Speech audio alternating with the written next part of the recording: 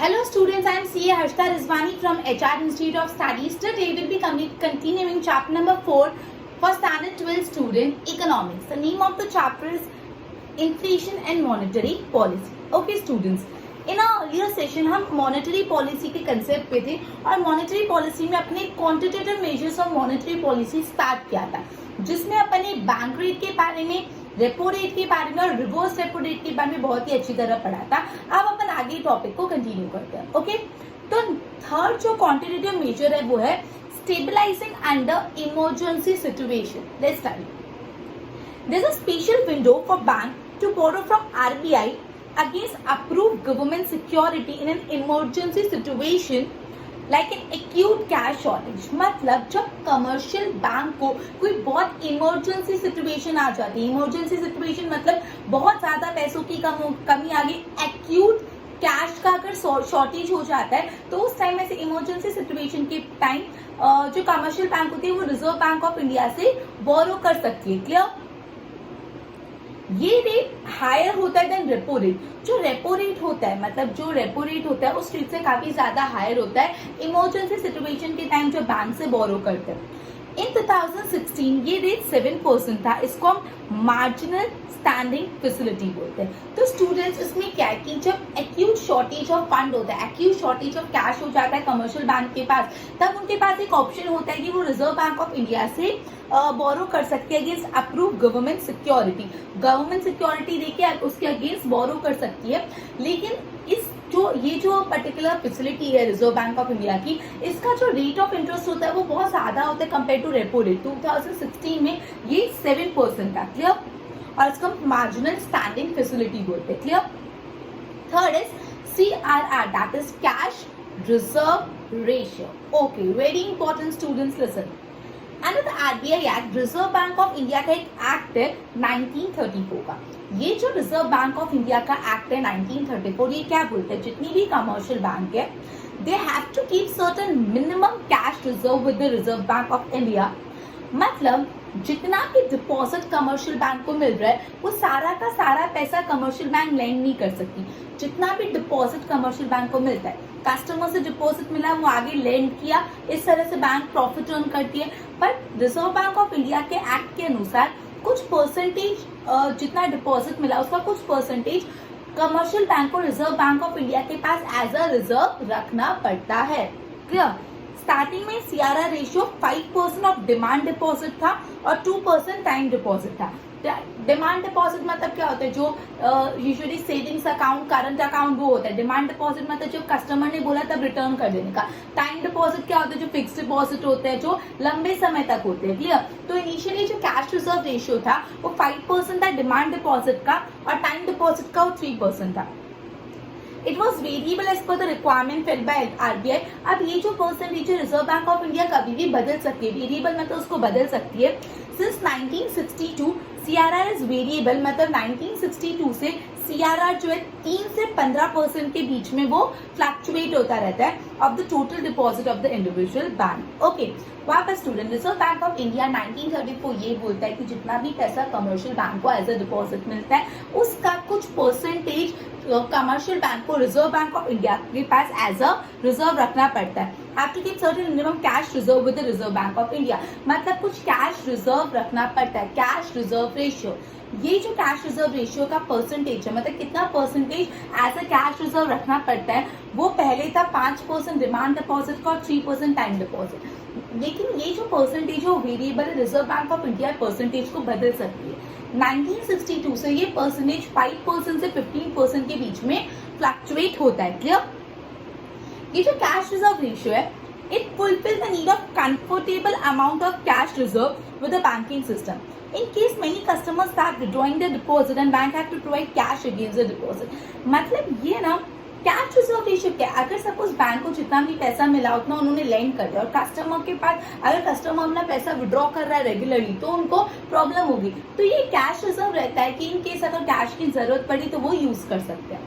Besides, this is also used as an instrument to control inflation. ये जो cash reserve ratio है वो हम इन्फ्लेशन को कंट्रोल करने के लिए भी यूज करते हैं कि इंस्ट्रूमेंट है टू कंट्रोल इन्फ्लेशन.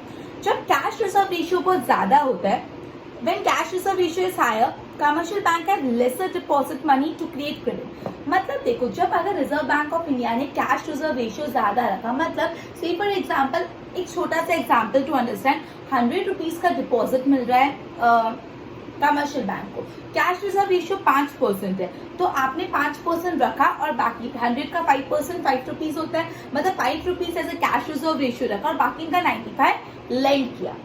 अभी 95 लेंड करके उस पर से इंटरेस्ट कमाएंगे और पूरा क्रेडिट क्रिएशन होगा, क्लियर। लेकिन से for example reserve Bank of India ने ये जो 5% का रेट है उसको 10% कर लिया, मतलब अब जो 100 रुपए आपको डिपॉजिट मिला उसका 10% आपको साइड रखना है, मतलब एज अ रिजर्व रखना है, मतलब 100 का 10 रुपीज आपको रिजर्व रखना है, 90 रुपीज ही यूज कर सकते हो क्रेडिट क्रिएशन के। बैंक से 90 रुपए लेंड करके पूरा क्रेडिट क्रिएट कर सकती है। सो इन्फ्लेशन के टाइम ये मेथड यूज करी जाती है to control the credit creation, clear. Okay, जब कैश रिजर्व रेशियो ऑब्वियसली ज्यादा होता है तो कमर्शियल बैंक के पास कम डिपॉजिट होता है क्रेडिट क्रिएशन के लिए, बिकॉज रिजर्व में पैसा रख दिया तो वो कम लोन देंगे टू पीपल, तो मनी सप्लाई कम हो जाएगा और इन्फ्लेशन कंट्रोल हो जाएगा। समझ रहे हो क्या बोला है कि ये जो मेथड है वो एज अ इन्फ्लेशन को कंट्रोल करने के लिए भी यूज होता है। कैसे? अगर रिजर्व बैंक ऑफ इंडिया को लग रहा है कि इन्फ्लेशन बढ़ रहा है तो रिजर्व बैंक ऑफ इंडिया अगर कैश रिजर्व रेशियो बढ़ा देगी, उसका असर क्या होगा? मतलब अब जो कमर्शियल बैंक है उनको जितना भी डिपॉजिट मिल रहा है उसका ज्यादा हिस्सा, ज्यादा परसेंटेज हिस्सा उनको एज अ रिजर्व रखना है और जो बाकी का पैसा, बाकी का डिपॉजिट है उसको ही वो लेंड कर सकते हैं, क्लियर। अब जब कैश रिजर्व रेशियो बढ़ेगा तो डिपॉजिट जो है उसको लेंड करने के लिए अमाउंट कम होगी, तो जो कमर्शियल बैंक है वो कम लोन देगी, लोगों को कम लोन मिलेगा तो उनकी डिमांड्स ऑफ डिफरेंट कमोडिटी कम हो जाएगी और इस तरह से इन्फ्लेशन कर्टेल हो जाएगा। कर्टेल मतलब खत्म हो जाएगा या कंट्रोल हो जाएगा, clear. CRR is reduce at the time of depression and deflation. अभी कैश रिजर्व रेशियो कम हो जाता है डिप्रेशन के दौरान और डिफ्लेशन के दौरान, मतलब जब डिप्रेशन चल रहा है, ऑलरेडी पैसों का सप्लाई मार्केट में नहीं है और इस चीज को हटाना है तो रिजर्व बैंक ऑफ इंडिया क्या करेगी? Reserve Bank of India CRR rate को कम कर देगी, मतलब अब जो कमर्शियल बैंक है वो ज्यादा पैसे लोन पे दे पाएंगे, लोगों के पास ज्यादा पैसा होगा, क्रेडिट क्रिएशन बढ़ेगा, clear.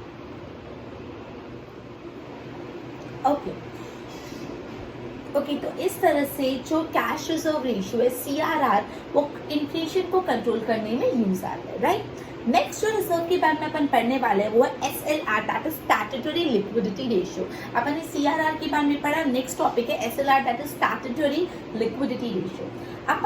Apart from an addition to CRR, मतलब सीआरआर तो रखना ही पड़ता है, सीआरआर के साथ साथ बैंकिंग रेगुलेशन एक्ट के हिसाब से अकॉर्डिंग टू 1949 सारे बैंक को have to maintain an equal to and not less than 25% of the total deposit in the form of cash, gold and unencumbered approved security. मतलब क्या बोला है कि कैश रिजर्व रेशियो तो रखना ही है, सीआरआर तो रखना ही है, लेकिन सीआरआर के साथ साथ हर according to banking regulation act 1949 हर कमर्शियल बैंक को 25% अपना टोटल डिपॉजिट का, टोटल डिपॉजिट मतलब टाइम डिपॉजिट भी आ जाता है, डिमांड डिपॉजिट भी आ जाता है, डिमांड डिपॉजिट और टाइम डिपॉजिट दोनों को प्लस करके उसका जितना भी 25% निकलता है उतना उनको बैंक को रखना पड़ता है, या तो इन द फॉर्म ऑफ कैश रख सकते हैं या गोल्ड के फॉर्म में रख सकते हैं या तो अनएंकम्बर्ड अप्रूव्ड सिक्योरिटी के फॉर्म में। अगर एसएलआर ज्यादा हो, a higher SLR divert bank fund from loan and advances to approve government security and help to meet the government expenditure. मतलब अगर एसएलआर का रेट बढ़ जाएगा, मतलब बैंक को ज्यादा परसेंटेज ऑफ द अमाउंट या तो कैश फॉर्म में या गोल्ड फॉर्म में या तो गवर्नमेंट सिक्योरिटी में रखना पड़ेगा। तो मतलब अगर एसएलआर रेट ज्यादा होगा तो ज्यादा गवर्नमेंट सिक्योरिटी में बैंक इन्वेस्ट करेगी और गवर्नमेंट को पैसा मिलेगा गवर्नमेंट के खर्चे निकालने के लिए। And on the other hand it reduces the capacity of bank to create loan, और बैंक कम लोन देगी और ज्यादा गवर्नमेंट सिक्योरिटी में इन्वेस्ट करेगी, ठीक है। And raise money supply by credit creation. अगर एसएलआर कम है, एसएलआर कम है मतलब बैंक के पास कैपेसिटी है कि वो ज्यादा लोन देके क्रेडिट क्रिएशन कर सकती है, clear. Money supply by credit, और एसएलआर रेट अगर ज्यादा है तो लोगों को कम मिलेगा एंड वाइस वर्सा, ठीक है। तो बेसिकली ये क्या था, एसएलआर के बारे में स्टैट्यूटरी लिक्विडिटी रेशियो ये बोलता है कि कमर्शियल बैंक को सीआरआर कैश रिजर्व रेशियो तो रखना ही, लेकिन साथ में एसएलआर भी रखना। According to banking regulation act 1949 जितना भी टोटल डिपॉजिट है, demand deposit plus time deposit, उसका 25% 25% the form of cash, gold या तो गवर्नमेंट सिक्योरिटी में रखना पड़ेगा। अगर एसएलआर रेट ज्यादा है तो गवर्नमेंट को फायदा है, गवर्नमेंट के सिक्योरिटीज में बैंक इन्वेस्ट करेगी और इस तरह से गवर्नमेंट का एक्सपेंडिचर निकलेगा। एसएलआर ज्यादा है मतलब जो कमर्शियल बैंक है वो क्रेडिट कम दे रही है, लोन कम दे रही है, तो पूरा मनी क्रिएशन स्टॉप हो जाएगा। और एसएलआर कम है मतलब बैंक लोन ज्यादा दे रही है और क्रेडिट क्रिएशन बूस्ट होगा। क्लियर? तो ये सीआरआर एसएलआर जो बहुत इंपॉर्टेंट है। फिर OMO, open market opportunity, open market operation. Open market operation refer to the sale and purchase of government security or bonds by the Reserve Bank of India in open market. मतलब open market operation refer to the sale of or purchase of government security or bond by RBI in open market. जब Reserve Bank of India open market में government की security या government की bonds को खरीदती और बेचती है, उसको बोलते हैं ओपन मार्केट ऑपरेशन। मतलब ओपन मार्केट ऑपरेशन में कौन खरीद या बेच रहा है? Reserve Bank of India. क्या खरीद या बेच रहा है? गवर्नमेंट बॉन्ड या गवर्नमेंट सिक्योरिटी। क्लियर? जब Reserve Bank of India government की सिक्योरिटी परचेज करती है मार्केट में, तो supply of money in the economy rise बोला है। जब Reserve Bank of India government security को खरीद रही है, उस टाइम पे जो पैसों का सप्लाई इन द इकोनॉमी वो बढ़ जाएगा। Supply of the money in the economy fall. अब जब रिजर्व बैंक ऑफ इंडिया ये बॉन्ड्स को बेच देगी तो क्या होगा? Supply of the money economy में फॉल हो जाएगा। Okay, this instrument was not used prior to 1991। 1991 से पहले इंस्ट्रूमेंट नहीं यूज होता था। तो सिंपल सी बात है, ओएमओ ओपन मार्केट ऑपरेशन में reserve Bank of India open market से गवर्नमेंट की सिक्योरिटी या परचेज करेगी या सेल करेगी। जब Reserve Bank of India security purchase करती है तो उस टाइम पे supply of the money fall हो जाता है। क्लियर? तो supply of the money rise हो जाता है। और जब Reserve Bank of India government की सिक्योरिटी सेल करेगी तो सप्लाई ऑफ मनी फॉल हो जाता है। Clear? Next is sterilisation of RBI account against shocks arising from excessive increase और decrease in the amount of foreign exchange. When there is an excessive inflow of foreign exchange in India owing to trade and foreign investment, Reserve Bank of India adjusts an open market sale of government security equal to the amount of inflow of foreign exchange. मतलब बोला है, जब अगर suppose Reserve Bank of India के पास बहुत ज्यादा foreign exchange आ रहा है, बहुत ज्यादा फॉरेन एक्सचेंज आ रहा है, उस टाइम पे रिजर्व बैंक ऑफ इंडिया जितनी अमाउंट ऑफ फॉरेन एक्सचेंज है इक्वल टू दैट अमाउंट कुछ गवर्नमेंट की सिक्योरिटी ओपन मार्केट पे बेच देती है। This is done to keep balance sheet unchange owing to exchange. ये क्यों करा जाता है? जिससे उनकी बैलेंस शीट मैच रहे। It sterilise the balance sheet against external shock. It buys government bond if there is excessive outflow. मतलब जब रिजर्व बैंक ऑफ इंडिया के पास बहुत एक्सेसिव इनफ्लो हो रहा है फॉरेन एक्सचेंज का, उस टाइम पे क्या होगा? Reserve Bank of India government की सिक्योरिटी बेच देगी जिससे दोनों का बैलेंस मेंटेन रहे। और अगर रिजर्व बैंक ऑफ इंडिया के पास फॉरेन एक्सचेंज का आउटफ्लो ज्यादा हो रहा है तो उस टाइम पे Reserve Bank of India government की सिक्योरिटी खरीद रहेगी जिससे बैलेंस मेंटेन रहे। क्लियर? तो ये था अबाउट द क्वांटिटेटिव मेजर्स। ठीक है, क्वांटिटेटिव मेजर्स थे bank rate, repo rate, reverse repo rate, stabilising under emergency situation, cash reserve ratio, statutory liquidity ratio, open market operation and sterilising RBI account. Now the last topic is we had quantitative measure but there are qualitative measures of credit control. Okay, तो okay, let's start with the first qualitative measure. First one is, ये selective measure भी बोल सकते हैं, qualitative, उसको quantitative या तो general measure. Clear? तो first is security requirement. Bank must ensure that public return the loan given to them, hence they lend money against some security deposit from the borrower. अब जब आप bank पे loan लेने जाते हैं तो bank loan देती है तो साथ में कुछ सिक्योरिटी मांगती है। तो यहाँ पे बैंक ये चाहती है कि जो भी लोन किया है वो एटलीस्ट पैसे वापस आए, इसलिए बैंक हमेशा क्या लेती है? कुछ सिक्योरिटी लेती है। क्लियर? इन केस अगर बोरोवर पैसा नहीं दे पाएगा तो बैंक को सिक्योरिटी बेच के वो सिक्योरिटी रूल यूज कर अपना लोन रिकवर करेगी। फॉर एग्जाम्पल, बैंक ने ज्वेलरी लिया है, कार या डिपॉजिट ये सब लिया है, तो अगर बोरोवर पे नहीं कर पाया तो वो सेल करके अपना पैसा निकलवाएगी। तो पहला सिक्योरिटी रिक्वायरमेंट ने क्या बोला है कि बैंक की चाहती कि जो भी पैसा उन्होंने लोन पे दिया है वो एटलीस्ट वापस है, इसलिए बैंक हमेशा लोन देने के टाइम में कुछ सिक्योरिटी मांगती है। अगर बोरोवर पैसा नहीं दे पा रहा तो वो सिक्योरिटी को सेल करके अपनी लॉस को रिकवर करती है। Security specification are different segment of the population. So all section of population can have the opportunity to obtain the bank credit. Hence, RBI directs commercial bank regarding the amount of security which they must ask in case of different type of loan or different section of people. Reserve Bank of India commercial bank को बताती है कि कितनी security तुमको लेनी है अलग अलग टाइप के लोन में अलग अलग सेक्शन ऑफ द पीपल के लिए. पुअर फार्मर में भी ग्रांटेड है लोन विदाउट मच सिक्योरिटी. अगर एक पुअर फार्मर है उसको आप लोन दे दो ज्यादा सिक्योरिटी के बिना, और अगर एक रिच बिजनेसमैन है उसको ज्यादा सिक्योरिटी रखनी पड़ेगी अगर उसको लोन चाहिए. तो reserve Bank of India specify करती है कि कितना सिक्योरिटी रखना पड़ेगा और किस किस को कैसे रखना पड़ेगा. जैसे फार्मर है स्मॉल तो उसको लोन मिल जाएगा कम सिक्योरिटी लेके, लेकिन अगर एक रिच बिजनेसमैन है उसको ज्यादा सिक्योरिटी पे करनी पड़ेगी. Then marginal requirement. The Reserve Bank of India also sets margin for granting loan against security. Okay. An individual is given only a certain percentage as loan of the total value of asset offered as security. अब अगर bank से कोई loan लेने जा रहा है और अपनी सपोज एग्जाम्पल 100 रुपीज की सिक्योरिटी रख रहा है तो उसको 100 रुपीज का लोन नहीं मिलेगा, एक उसका परसेंटेज का लोन मिलेगा. मतलब सपोज उसका 75% तो उसको 100 की सिक्योरिटी रखने के बाद 75 रुपीज का लोन मिल रहा है. मतलब जितने का भी एसेट ऐसे सिक्योरिटी रखा है उसका कुछ परसेंटेज ही लोन मिलेगा. ठीक है.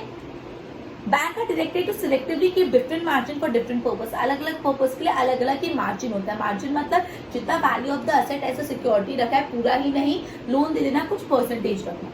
Ceiling on credit. Reserve Bank of India prescribe ceiling for credit for different purpose. Reserve Bank of India commercial bank को डायरेक्ट करती है कि आपको इतने लेवल तक ही आप बैंक क्रेडिट दे सकते हो, उससे ज्यादा नहीं. Discriminatory interest rate. Reserve Bank of India suggests a differential interest rate on different type of lending. Reserve Bank of India commercial bank को बोलती है कि अलग अलग टाइप के लोन के लिए अलग अलग टाइप ऑफ इंटरेस्ट रेट रखो.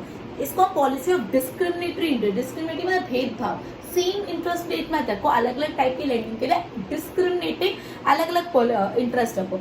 Example lower rate of interest रखो अगर एक नीडी फार्मर को चाहिए, और अगर एक रिच बिजनेसमैन को चाहिए कोई कार लेने के लिए, घर लेने के लिए, तो हायर रेट ऑफ इंटरेस्ट रखो. इसको बोलते हैं डिफरेंशियल इंटरेस्ट रेट. ठीक है. तो ये अपने 4 qualitative measures of credit control थे. पहला था सिक्योरिटी रिक्वायरमेंट. लोन लेने से पहले कुछ चीज को एज ए सिक्योरिटी रखना पड़ता है. दूसरा मार्जिन रिक्वायरमेंट. जितनी भी value of asset as a security रखी है उसका कुछ परसेंटेज ही लोन पे दिया जाता है. Ceiling on credit. Reserve Bank of India commercial bank कितना क्रेडिट देगी उसकी भी लिमिट तय करती है. एंड डिस्क्रिमिनेशन इंटरेस्ट रेट बोला है कि जो रिजर्व बैंक ऑफ इंडिया है वो ये देखेगी कि अलग अलग टाइप का रेट ऑफ इंटरेस्ट चार्ज हो अलग अलग पीपल से. सिर्फ फॉर एग्जाम्पल एक पुअर फार्मर से कम इंटरेस्ट चार्ज हो और एक रिच बिजनेसमैन से ज्यादा इंटरेस्ट. ठीक है. सो ये अपना पूरा चैप्टर कंप्लीट हो गया, inflation and banking system. With this will be ending of a session and continue with the next subject, next chapter in our next session. Till then, goodbye.